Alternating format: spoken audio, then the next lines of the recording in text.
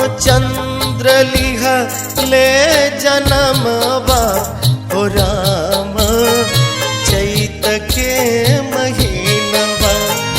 रामचंद्र लिह ले जनमवा हो राम चैत के महीनवा।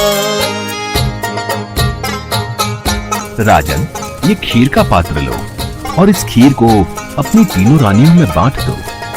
जिस इच्छा से तुमने इस यज्ञ का आयोजन किया है, तुम्हारी वो इच्छा पूर्ण होगी। धन्यवाद अग्निदेव, आपने मेरी सारी चिंताएं दूर कर दी। आपकी जय हो अग्निदेव।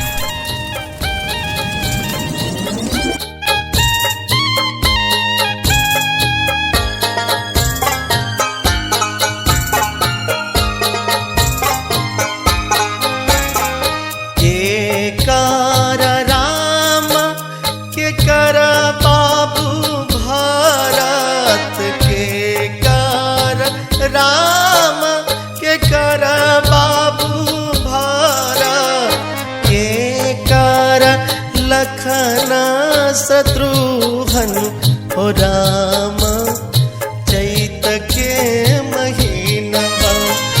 रामचंद्र लिह ले जनमवा हो राम चैत के महीनवा।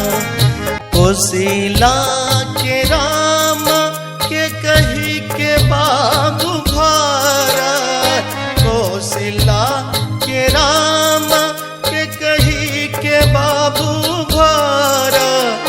सुमित्रा के लखना शत्रुघ्न हो राम चैत के महीनवा।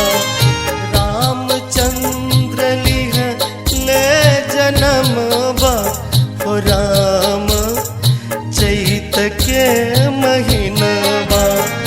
रामचंद्र लिह ले जनमवा हो राम चैत के महीनवा। रामचंद्र लिह ले जनमवा हो राम